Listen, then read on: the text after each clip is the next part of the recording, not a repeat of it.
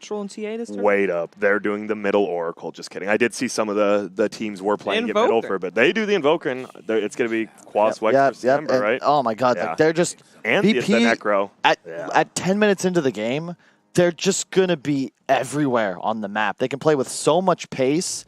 Like, OG at a point wins this game, but I'm just so afraid that their supports will have 0 game impact, and they don't have a core other than this Ember Spirit that'll be able to rotate lanes. And it's so simple for a Quaswex Invoker to just counter gank. Okay, Ember's got nothing like doing. Thompson has to go absolutely off if they're going to win.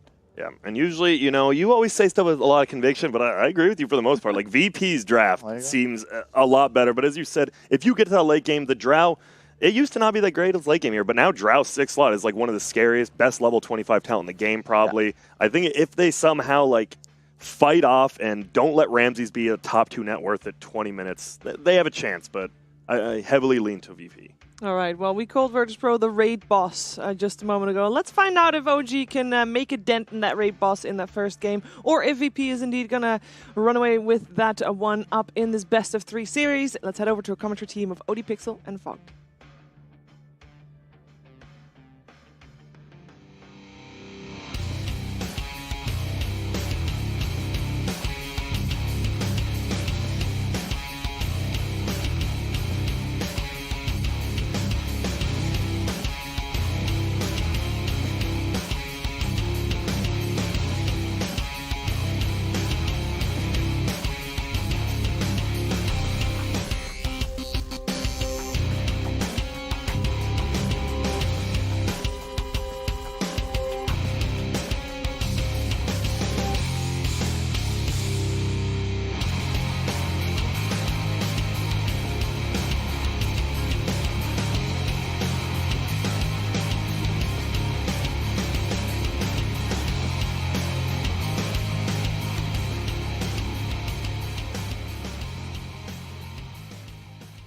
Ladies and gentlemen, Virtus.pro versus OG. We'll start with a pause. I'm ODPixel, and I'm here with Fog. This should be an exciting one. We've got...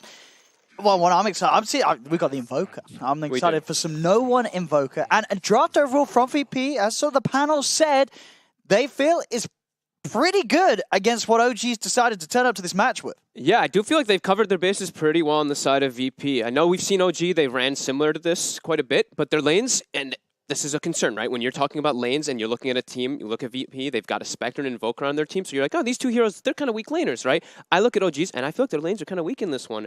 I feel like they get pressured so much from this NP. I think Oracle was a great pick here. So I think if OG does okay in these lanes, I think their mid-game team fight is still pretty strong, right? You look at VPs, and they can kind of suffer a little bit inside the mid-game team fight, unless Invoker has a pretty good start, which I think he's going to do Quas Wex, so he should be able to fight okay around that mid-game too, versus OG, which, I mean... It's a Quas Wex versus a Necro and an Ember, potentially. If he does go for this build, he's gone for the exit at the start right now. He might go for, like, that, the 2-2-2 or the 2-0-2, and then you decide how many points you want to put in Wex afterwards, maybe 4 points in Wex there. But, yeah, it's a very good game for Tornado because you can dispel the Ghost Shroud. EMP as well is very strong versus Ember. Well, we'll see how OG's going to start off in terms of their positions with the lanes. At the moment, you have the Shaker, the Drow, and the Ember coming down towards that bottom rune to start off for the fight. They know that it's going to be the Spectre here on the safe lane, so maybe feeling that they could go for the 2 runes down here. We'll see if they do try and contest. And for now, Seb on that top lane, Necrophos all on his lonesome. Abaddon is there to start with. We'll see how much he sticks around. Does depend what VP send up against it, and it is just the Sand King up top for now. Yeah, pretty rare to see this actually being done. Is Roger playing the NP, by the way? Usually it's solo or Pasha. Yeah. It's a Roger I don't know the precise numbers on how many times we have seen a Roger MP, but it cannot be a lot. I can't think it's that many. Just because the other two like tend to play it the majority of the time. So it's a pretty interesting change up here. I mean, why do you think they did make that change up?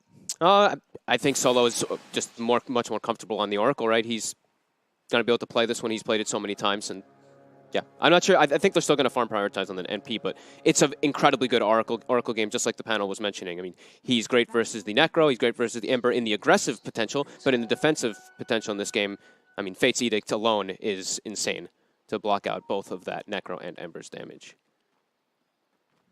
So let's see how these lanes are being set up at the start. As we said, Seb and Noto will be the ones starting top, and they're having the Drow and the Earthshaker down bottom.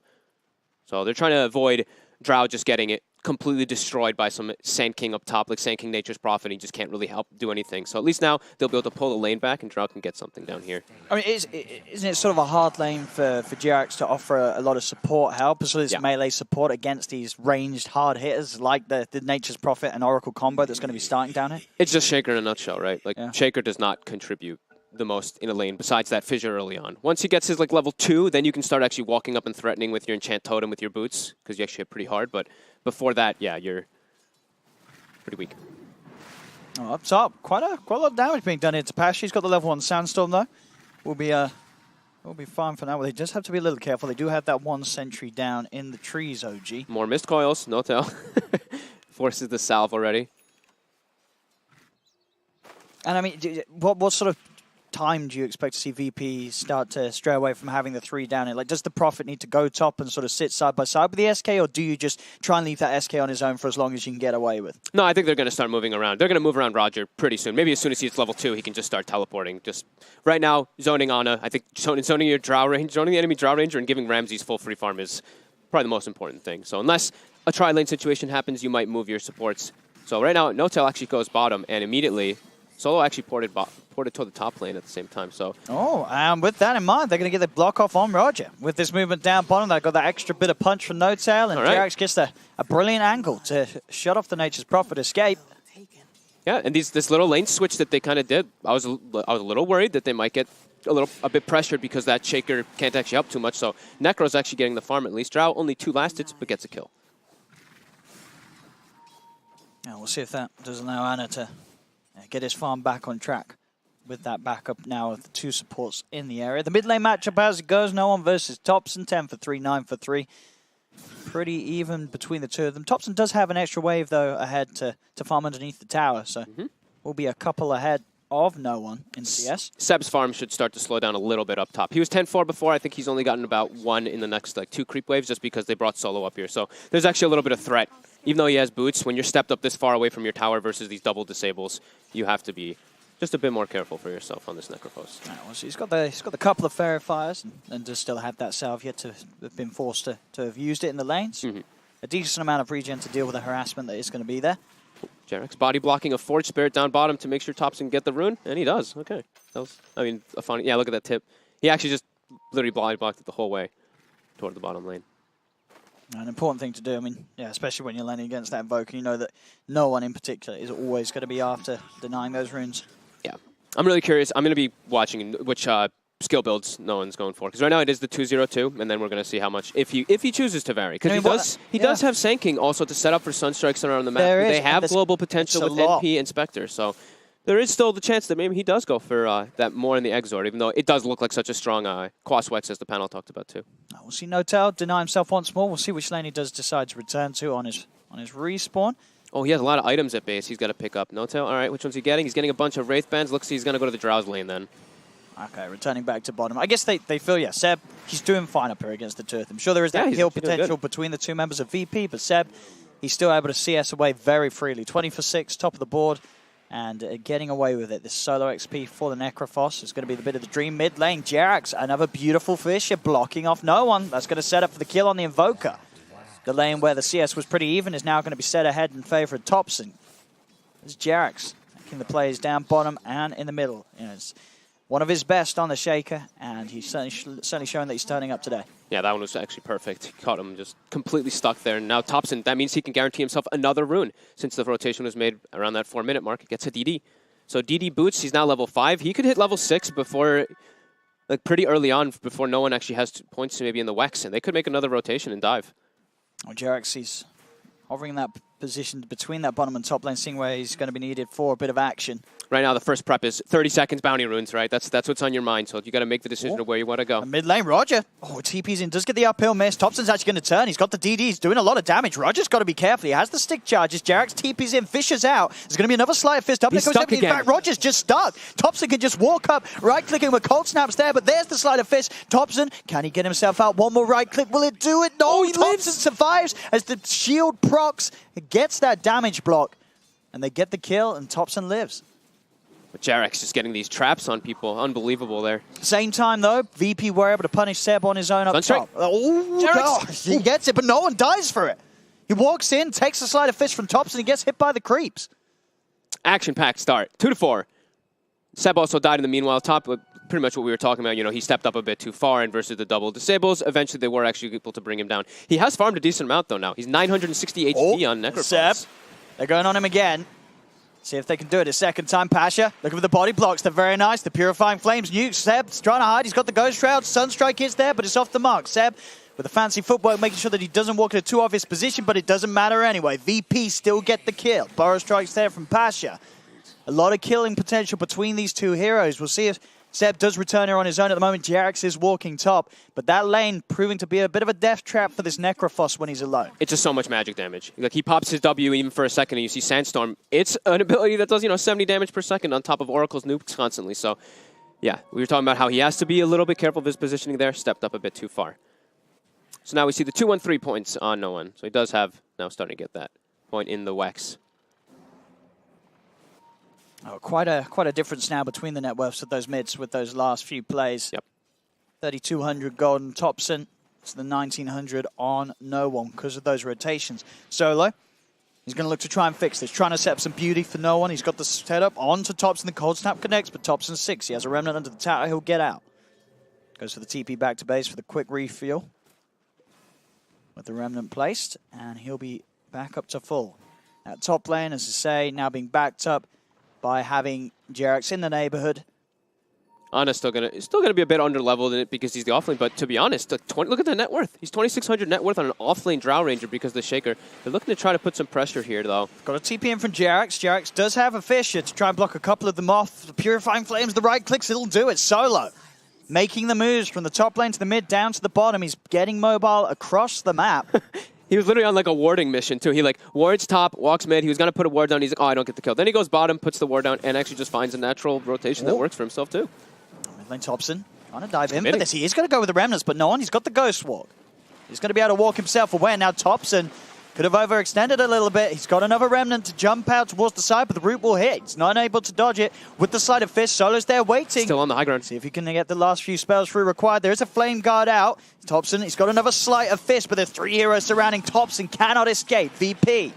They'll punish Thompson for his over-aggressiveness in the middle lane. Same time down bottom, Anna leads him with the Gust. He's got the backup of No-Tell and Seb. Reaper ciphers out and down. It's not enough damage to kill him immediately. He does still die, but at least he's not dead for that extra bit of time from the Reapers. Oh, I like that move a lot there by Seb, though. Just recognizing he's like, I don't really want to be top anymore. It's too threatening. I can make this move bottom and slow down the Spectre a bit.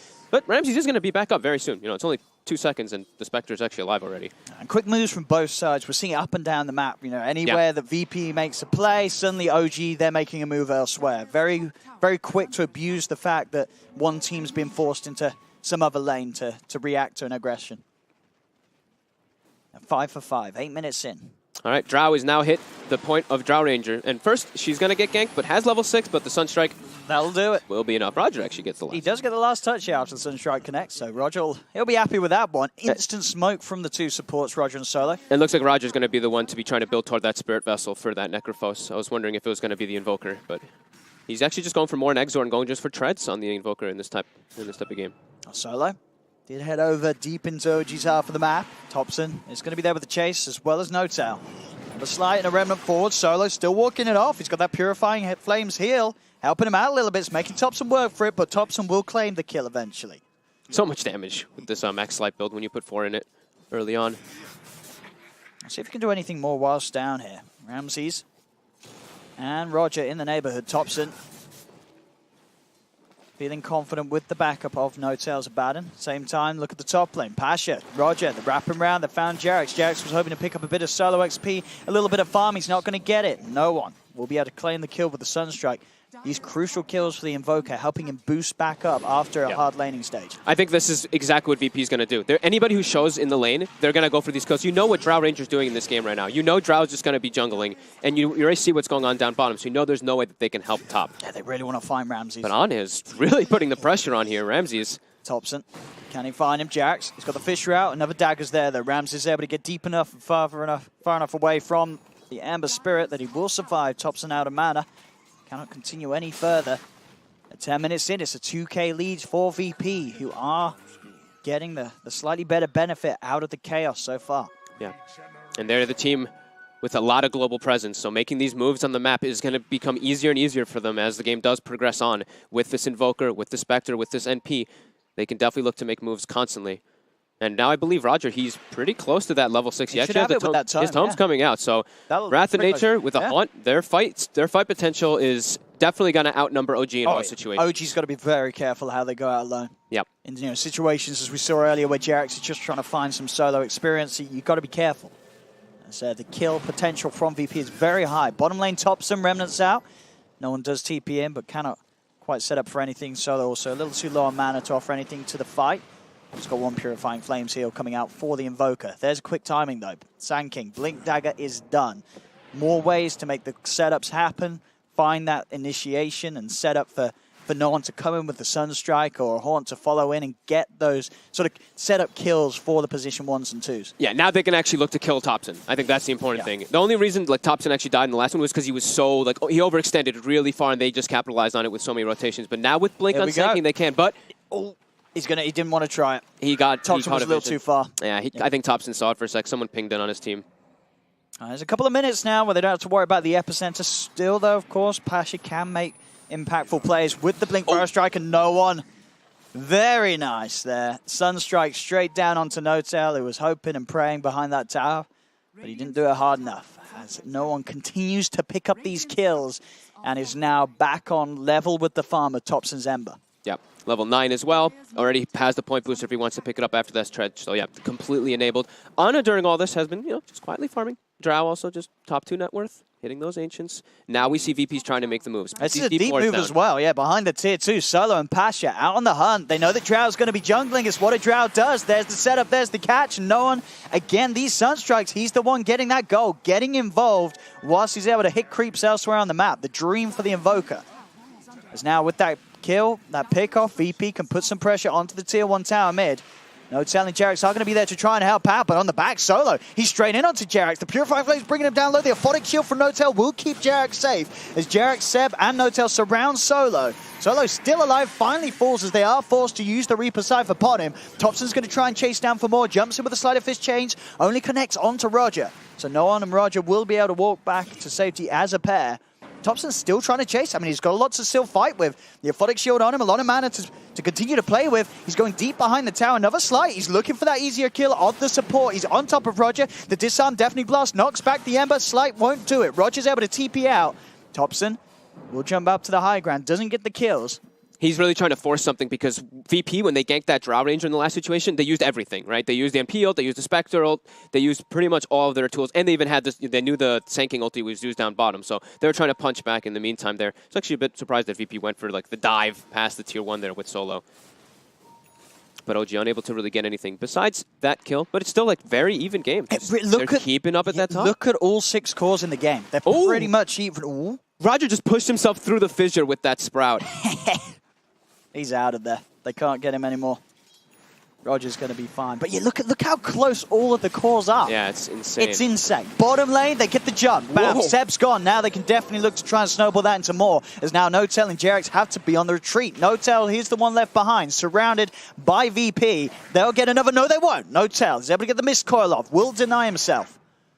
But still, Seb is dead. Holy, Seb died so fast. He didn't get the hood active off in time, but they jumped him.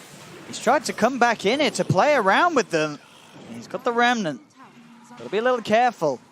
Pasha instantly playing with the blinks. He will dodge the Sunstrike. Topson? What? Uh-oh.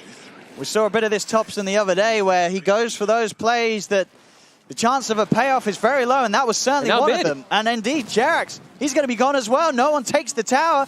They take the kill as well.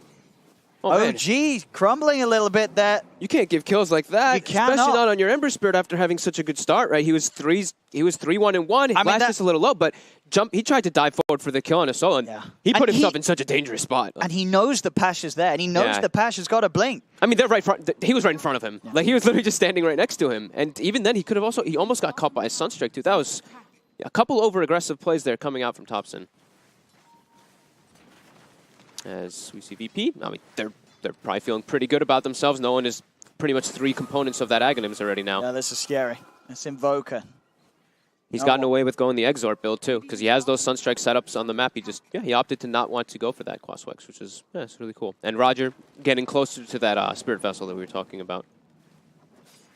Now, though, they will, at least OG, get themselves a tower, which is much needed right now. They need to get themselves another item onto Seb so he can actually try to survive this burst damage, because the hood was not enough.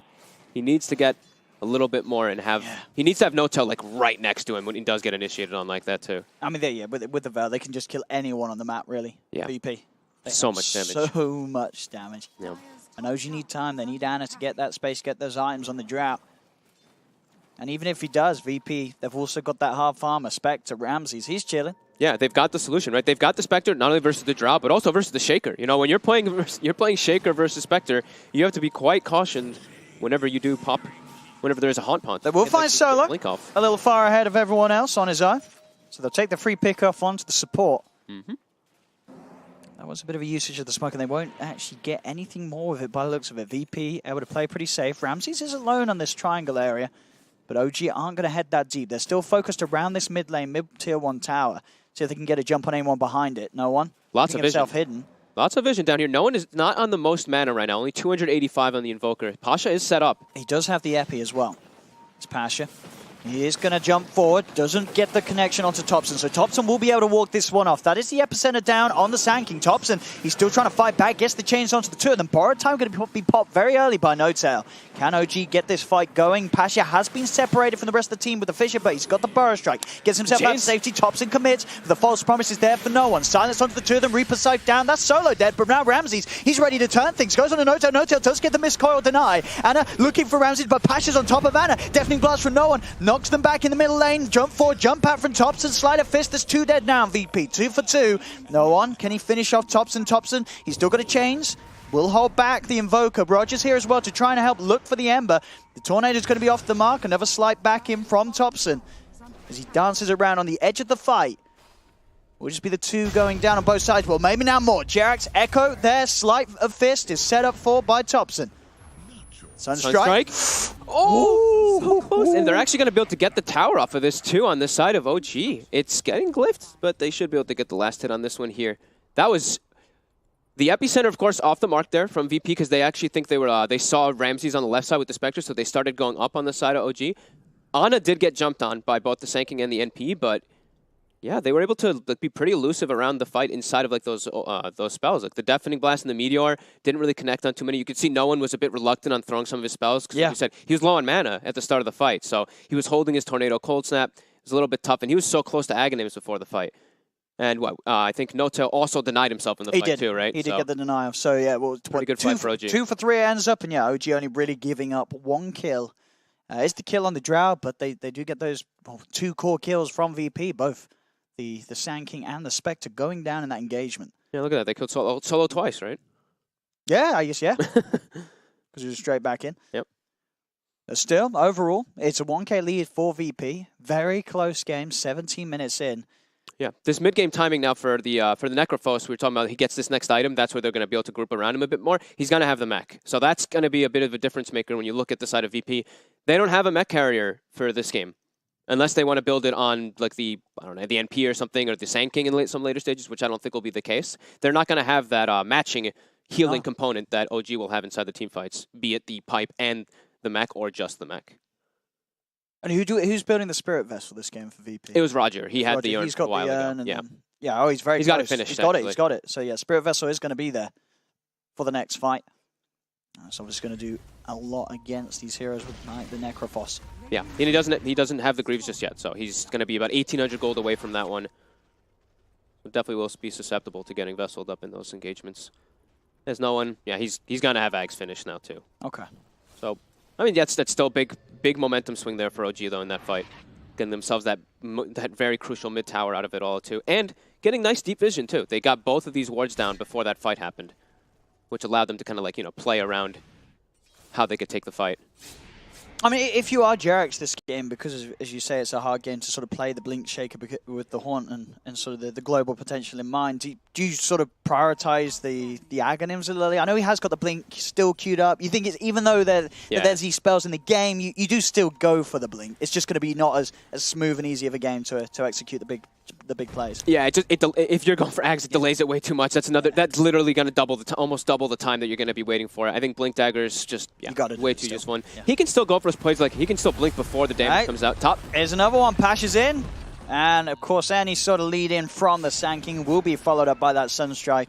And at this stage of the game, there's no one tanky enough on OG that won't die to that combo. Yeah, the Veil pickup is really working out. Just being able to, that little bit extra of amplification is really making the difference to burst the Necro before he gets anything off. Because he's dying in the one stun. If he lives the stun, he gets off his Ghost Shroud. He gets off absolutely everything. You need that Veil. Yeah, smart itemization from Pasha. Yep.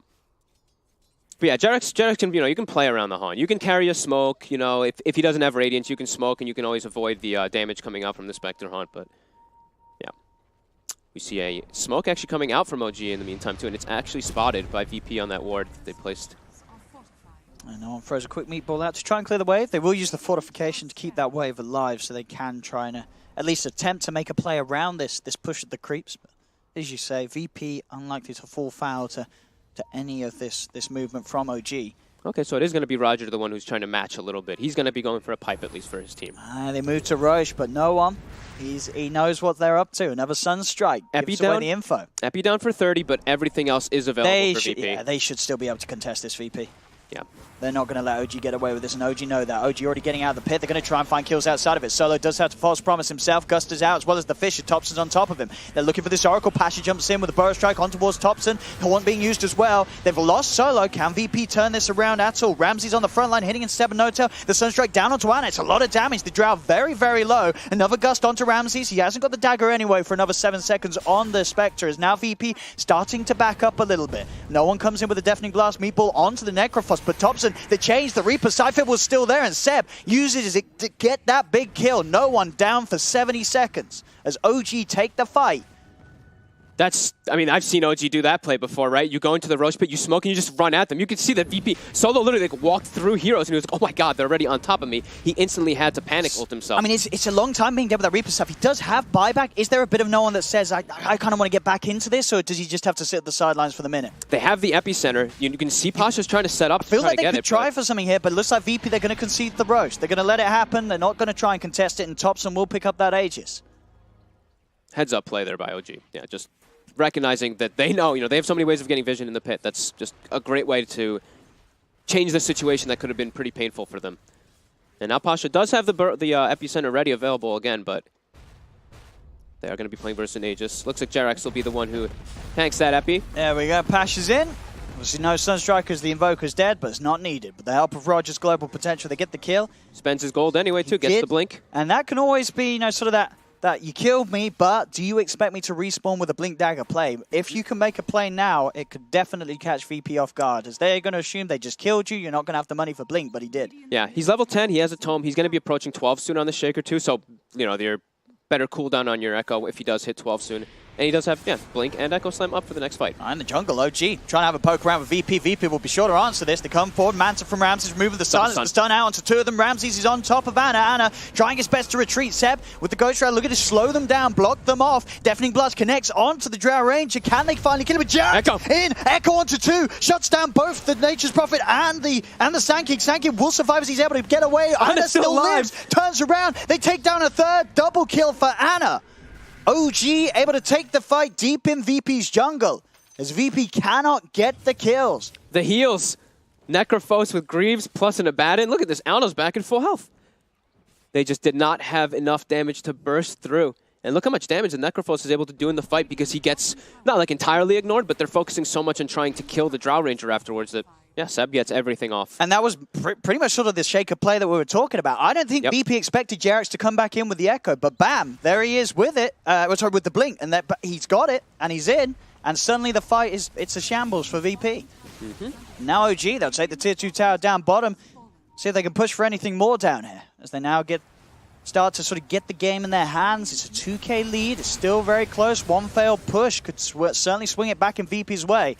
We'll see if VP can hold. they keep finding solo is the big thing. Look at this again. Thompson jumps in forwards, finds the Oracle. Immediately going for the backlines, and he has got him. The Gust is there. There's the Reaper Scythe, and that's going to be solo gone. 60 seconds, no buyback on the Oracle. Debo below Thompson. A Photic Shield from No-Tail will remove the stun. They'll turn towards Ramses. Ramses, he's jumped on by Jerex. The Spectre now dead as well. Pasha does get in. He's got them incredibly low. Thompson, one more slide, another miscoil. He's fine to keep going. He's just running straight in. The Fisher from Jerex catches out Pasha. Pasha's dead as well.